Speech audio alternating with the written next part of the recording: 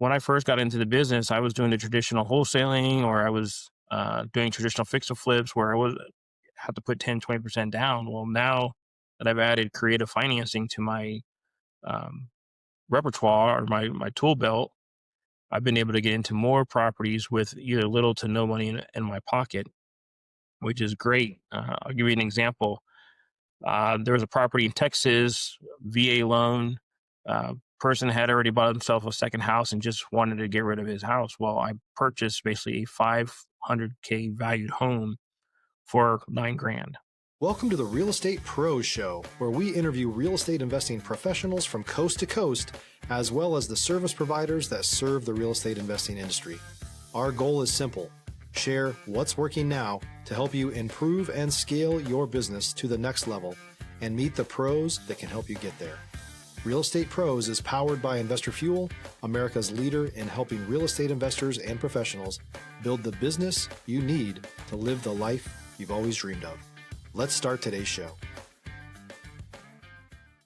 Property insurance for real estate investors doesn't have to be difficult, but it does need to be there to protect you when you need it. MyInvestorInsurance.com not only provides insurance at 15 to 30% cheaper than traditional agencies, it's built specifically for real estate investors like you. You can set up an account in about 2 minutes, get quotes on properties, turn on and turn off insurance for your fix and flip or rental properties in around 2 minutes without having to talk to anyone directly, all through our portal. There's no better way or faster way to make sure you've got the coverage you need to protect you, and no more lengthy policies either. Once you're set up, you're billed monthly and prorated by the day for however long your policy is active. It's powered by MSI, the third largest independent MGA, with 1.5 million customers and more than $1 billion in cumulative premiums written. Get set up today in about 2 minutes at myinvestorinsurance.com/fuel. Hey everyone, welcome to the Real Estate Pros Podcast. I'm your host, Micah Johnson, and today I am joined by someone I've been looking forward to chatting with. His name is Jose Cortes, who's been making some serious moves in the real estate space overall. I'm excited to jump in on his journey here. Jose, thanks for joining me, man. Thanks, Michael, for having me. I appreciate you inviting me on. Absolutely. Absolutely. I think our listeners are really going to take something away from really how you've approached getting into the business, what all you're doing in it currently, because you're in a couple different niches, and just kind of how to structure your life in real estate. So let's dig in. First off, for people that aren't familiar with you, tell me about where you're based out of, then what your current markets that you're working in. So I currently reside in Colorado. Basically, I call myself Denver, but I'm in the suburb of Denver called Aurora. My markets primarily are Colorado, Texas, Illinois, Georgia, and sometimes Florida. But right now, with those insurance prices, I'm kind of like shying away from that market at the moment. Yeah. I blame you. I live in Florida. I'm born and raised here, and we've had an insurance issue for quite some time. Yes, sir. Hopefully we'll get it. Hopefully we'll get it solved soon. So take me into your real estate journey. What got you into real estate? What year did you get in? So I like to tell everybody I started back, which at the time I did not know was a bad time to be trying to getting into real estate, which was 2008 is when I started my education, right?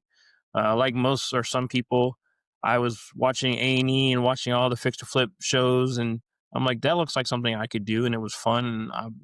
I've been in kind of like in real estate jobs ever since the age of 19, working in a credit union and a bank as a loan processor.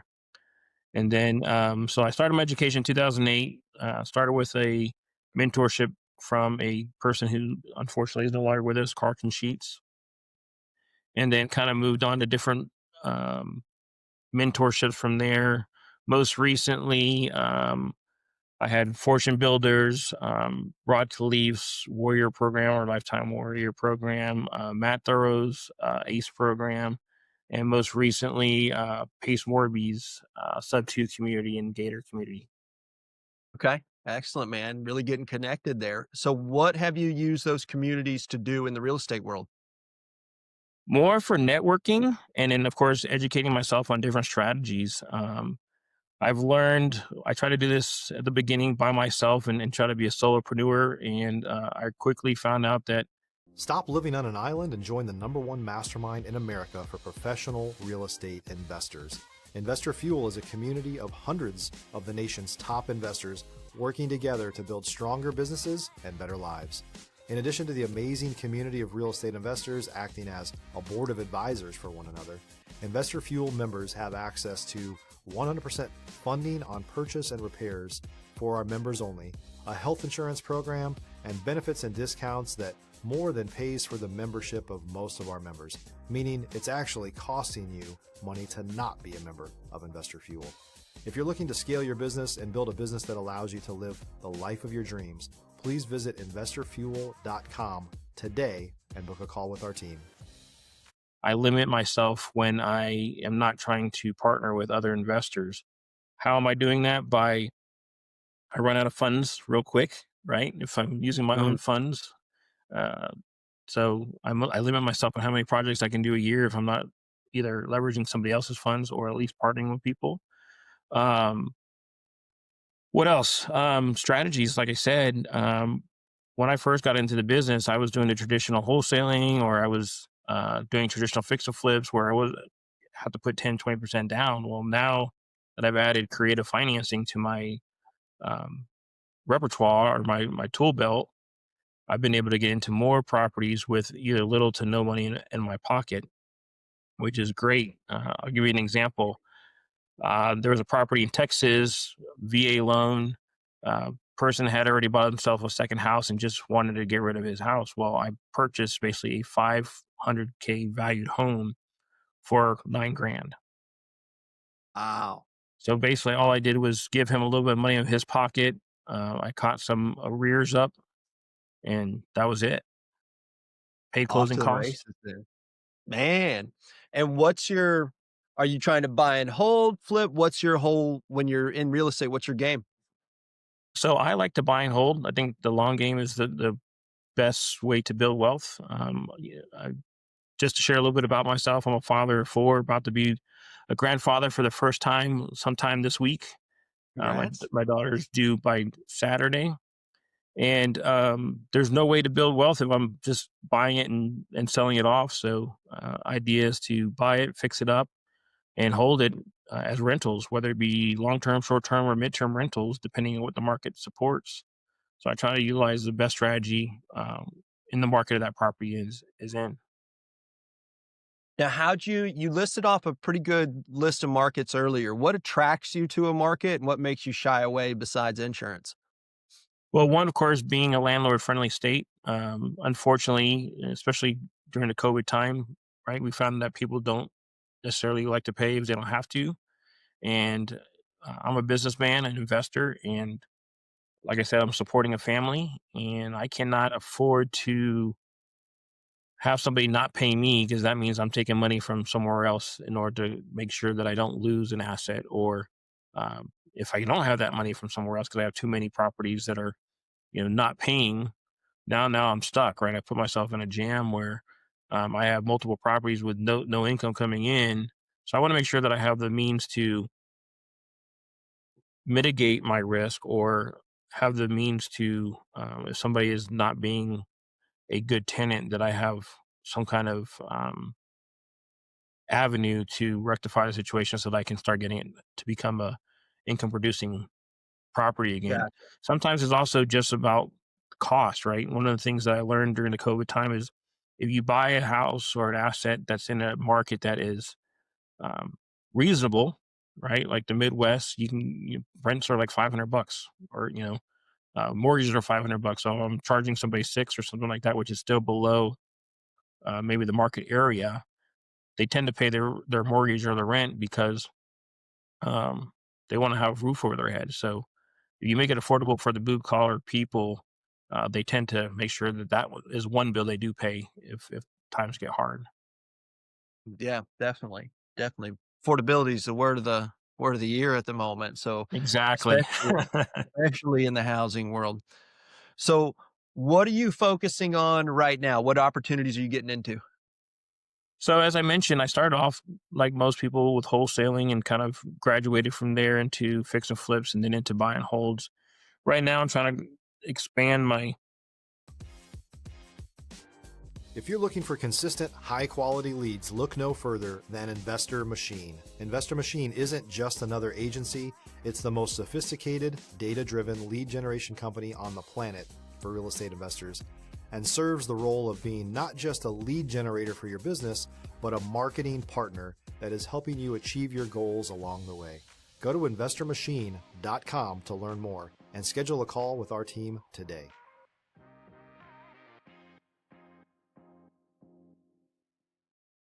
Marketing into RV parks and boutique hotels, trying to build that active income to kind of build that long term wealth and generational wealth for my children, my grandchildren.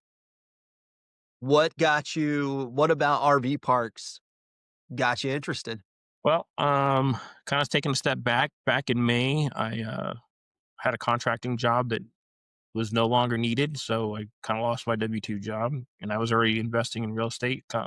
It kind of propelled me into doing this 100% of the time instead of just part time.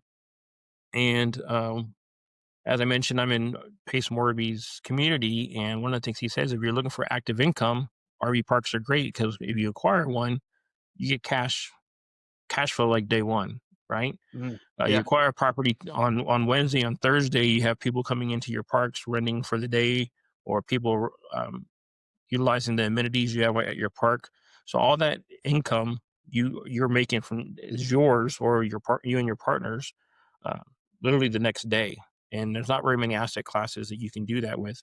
Hotels are another hospitality type of asset where you buy it today as long as it's running, right? Because there are some that are shut down.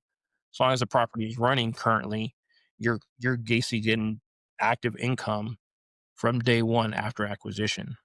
So that's why I'm focusing on that, because replacing W-2 income so I don't have to keep chasing, well, how many wholesale deals am I going to do this month? How many fix and flips can I get done?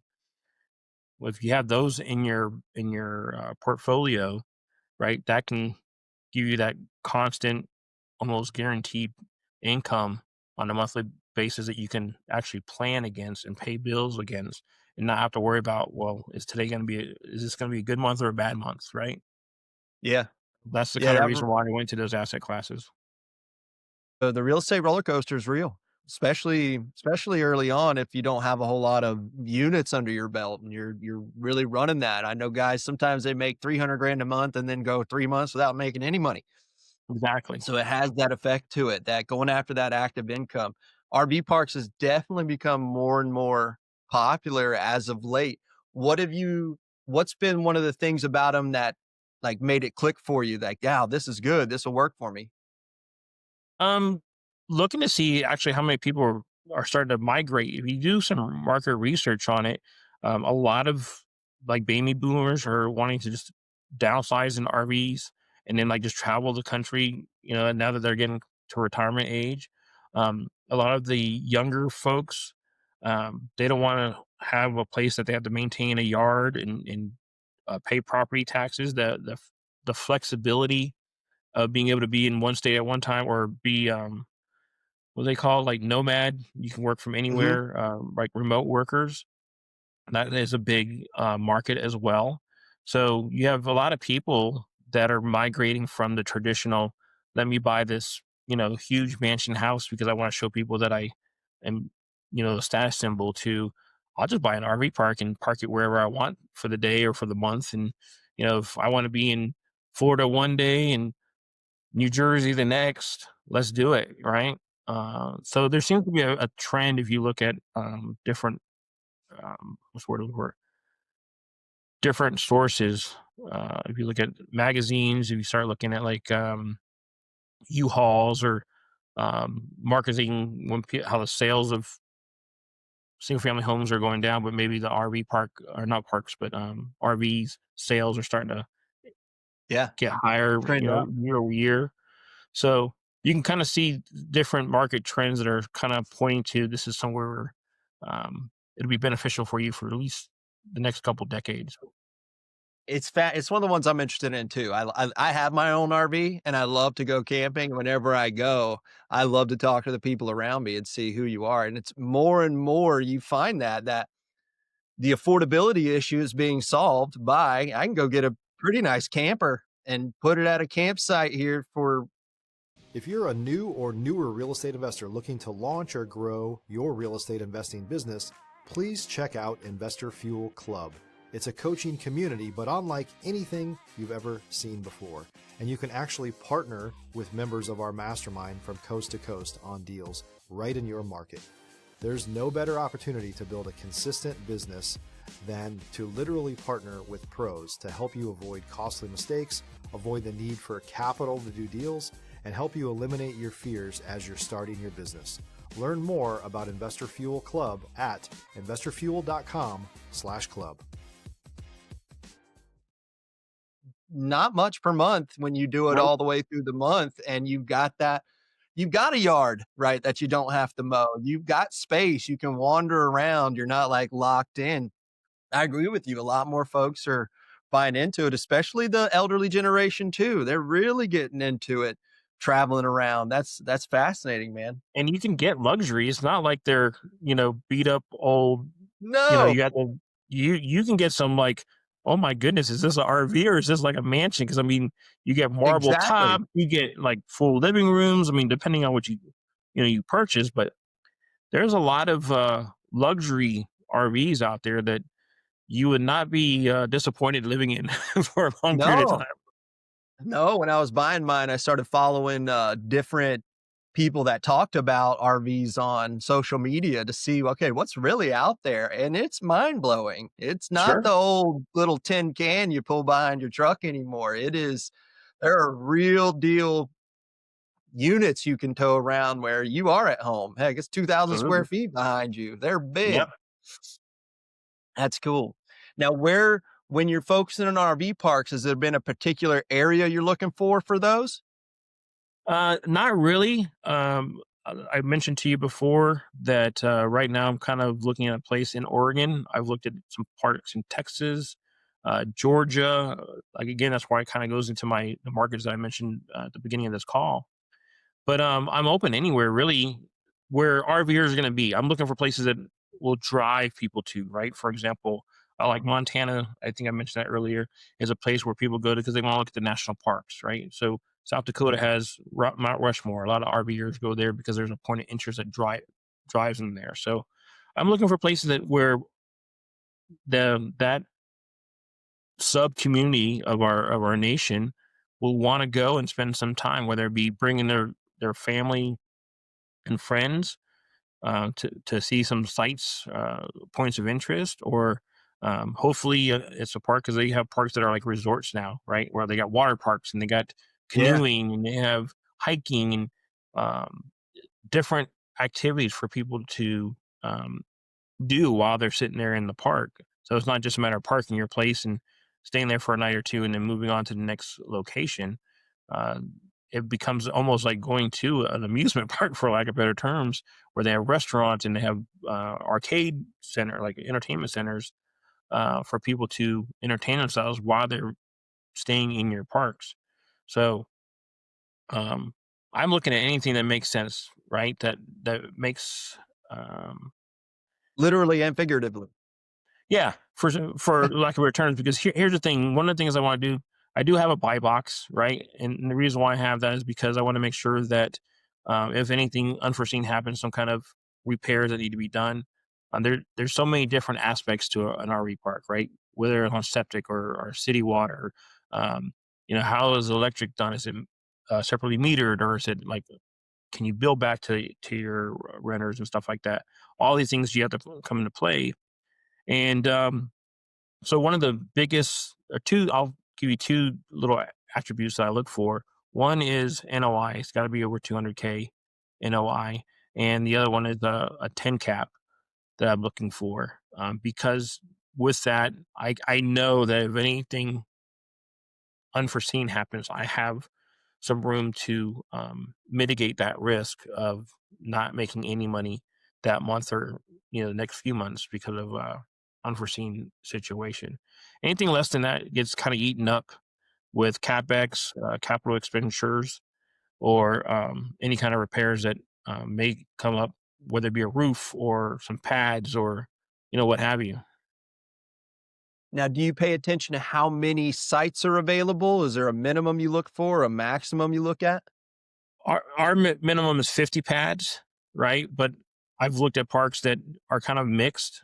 And I'll give you an example. Right now, I'm negotiating on an RV park that has 37 sites, but those 37 sites are not strictly RV. There's like 12 RV pads. There's uh, 13 cabins and like 8 glamping sites and 4 tents, right? So it's a mixture of stuff. So it's not just strictly an RV park. It has some other sites, but total is 37, which now allows me to have some flexibility.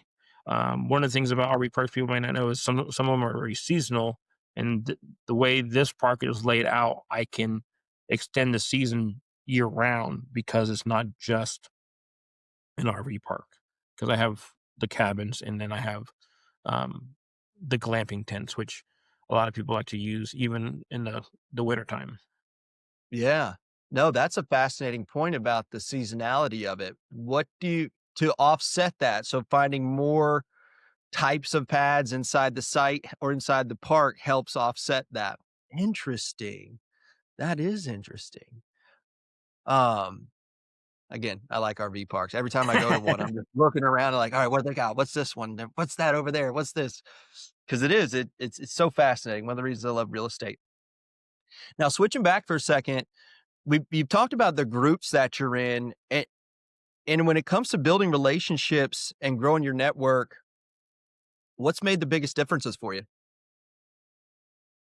I think what makes the biggest difference is just kind of sharing my knowledge, right?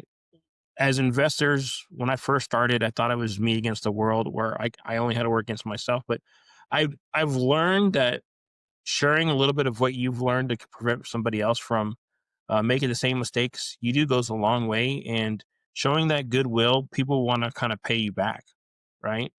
So, what do I mean by that? I'll take somebody who's never done a deal before in their life, help them structure a deal so that they don't, lose their shirt, or I'll show them after underwriting it for them. This is not a great deal. Well, why not? And then I'll show them like, well, you didn't account for your carrying costs. You didn't account for uh, the cost of the borrowing the money from the private lender that you're going to get for the gap funding. You didn't account for property taxes. You didn't account for insurance. All you're accounting for is the amount of money that you think you're buying this house for. But there's so much behind that number that you're not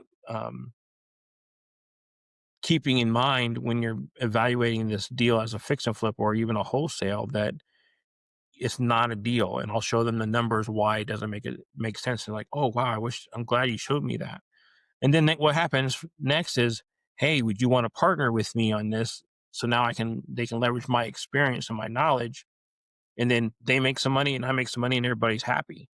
So, and that's how I network. And then if you take care of people in that way, of course, people talk, right? It's like, hey, I've been in this market for 10 months and I haven't been able to get a deal. It's like, have you ever talked to this guy? Like, who's that?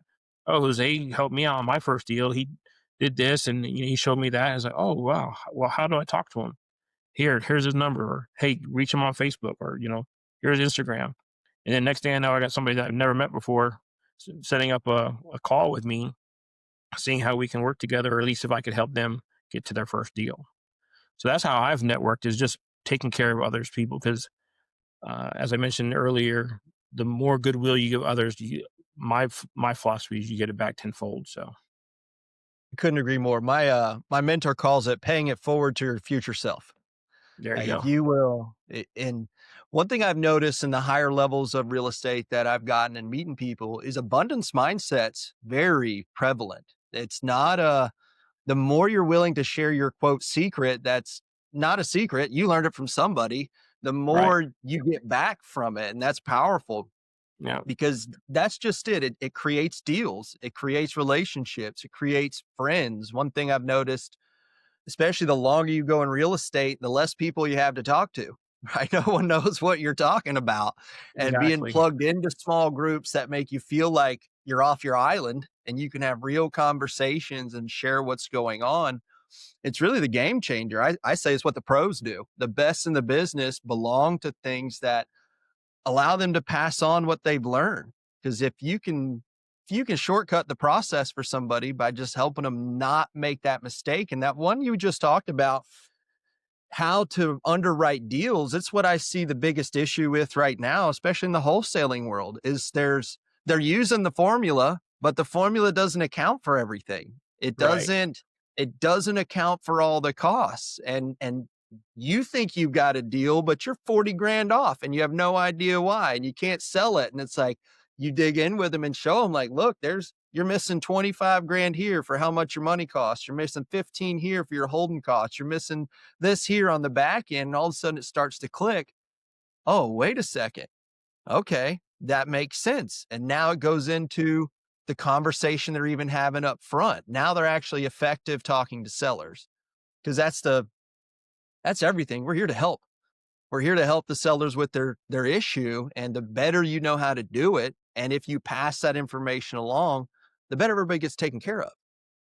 Exactly. I one of the aspects of investing that I do is I help people find money to get into deals, right? And I mentioned about underwriting. Well, a lot of people don't understand that lenders don't lend 100%, right? And what do I mean by that? And a simple example is this: if you have a property that you're buying for 100K and is only worth 100K, the two loans, if you're getting a purchase and a gap, can only be up to about 80K, right? Why is that? Because that 20K between the 80K that's being between the first loan and the second loan and the value is that buffer that lenders need in case you don't perform, that they have at least something to work with to try to recoup the money that they're owed, right? So many times, new lenders, new private money lenders who are promised the world, oh, I'll pay you 30% on your money if you lend me 100K, and they're like, oh, and you're going to give me back what, 60 days? Oh, great, let me do that. 60 days comes and goes, 100K is not paid back, and now you may be in a position where you want to foreclose on that property. Well, the property ain't worth the 100K plus the first position loan. So even if you foreclose, you don't have a way to make your 100K back, and you might only make 75 because you Yeah. didn't underwrite it and you didn't understand the value of the property. So this is one of you asked about my strengths. That's my strength. I try to show the hidden cost of doing deals so that people understand that what you think may be a deal is not a deal. And I try to explain to them why, because that's one of the things that when I first got started, I did not understand, right? Well, I'll have to just go get me a hard money loan and they're going to give me a loan for everything and I'll make money at the back end. Well, I didn't know that I had to come to the table with 20%, and I didn't, calculate what that 20% was.